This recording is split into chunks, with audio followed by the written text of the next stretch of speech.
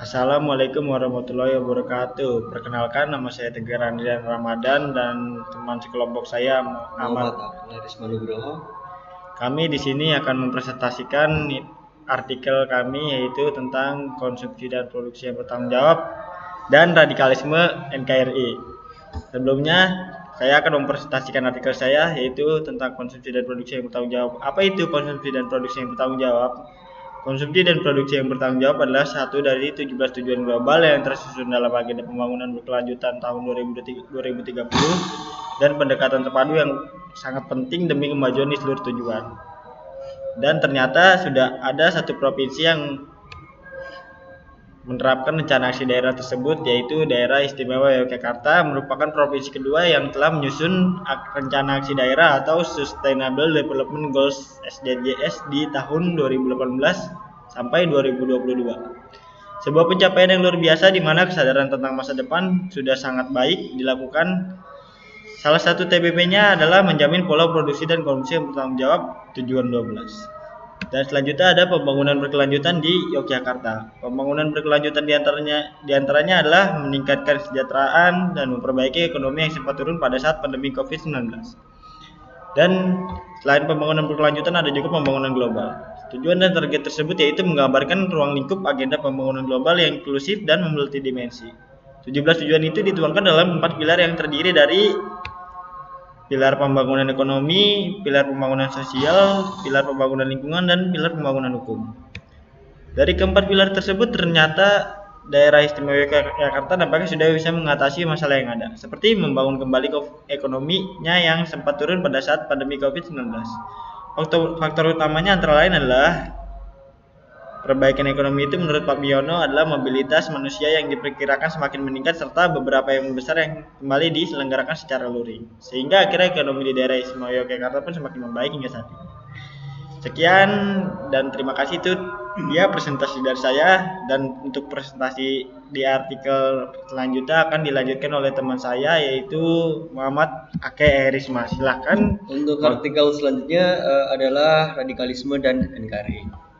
Untuk ini saya bacakan susunan acaranya, yaitu pertama pengertian dari radikalisme dan NKRI, kedua ciri-ciri radikalisme, yang ketiga faktor penyebab radikalisme, dan yang terakhir cara mengatasi radikalisme.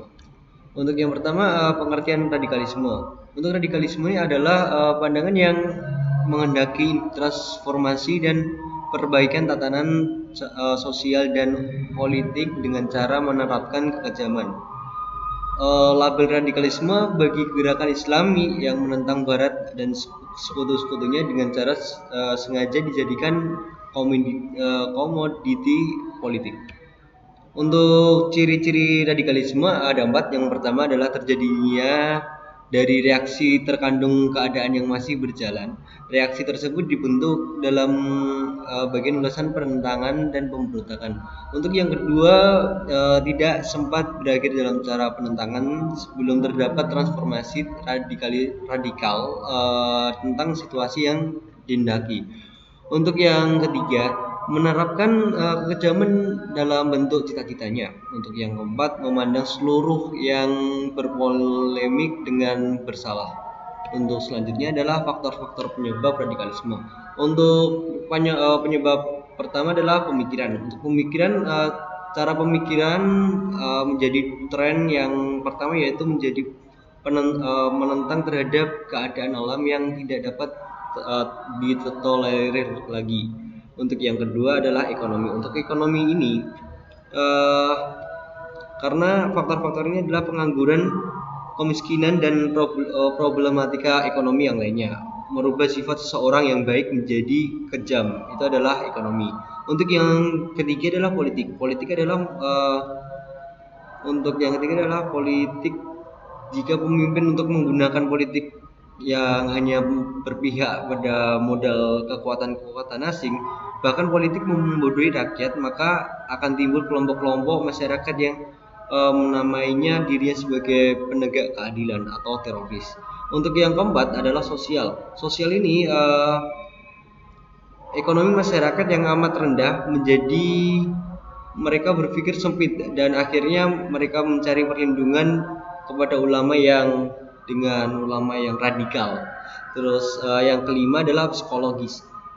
Pengalaman seseorang yang mengalami kepahitan dalam kehidupan atau trauma seperti kegagalan atau PHK, kebencian dan dendam, hal-hal ini tersebut mendorong seseorang untuk berbuat menyimpang dan anarkis. Untuk yang keenam, pendidikan. Dengan minimnya pendidikan untuk anak-anak atau ya salah satu anak-anak itu bisa menyebabkan mereka terpancing untuk memasuki radikalisme itu.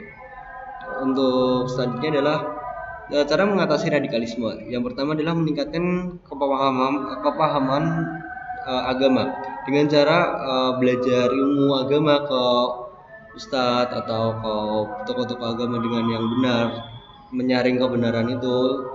Untuk selanjutnya adalah membentuk komunitas damai dan di lingkungan masyarakat. Pemuda bisa menjadi pionir dalam pembentukan komunitas cita damai di lingkungannya. Salah satunya adalah Karang Taruna kalau di tempat saya. Untuk selanjutnya adalah yang ketiga, menyebarkan virus damai di dunia maya dengan cara kita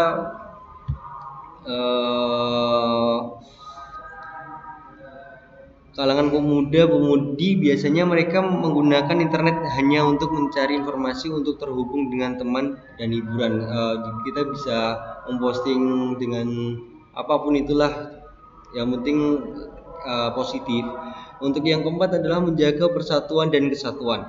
Nah ini generasi muda adalah salah satu yang menjadi unsur penting dalam suatu negara dengan cara menunjukkan sifat bela negara seperti menjunjung tinggi Pancasila dan Undang-Undang Dasar, juga persatuan dan kesatuan bangsa. Cukup sekian untuk presentasi saya dan kita. Untuk mengakhiri kita, Terima kasih atas waktunya. Sekian dari kami. Bila ada salah, mohon maaf. Wabillahi taufiq wal hidayah. Wassalamualaikum warahmatullahi wabarakatuh.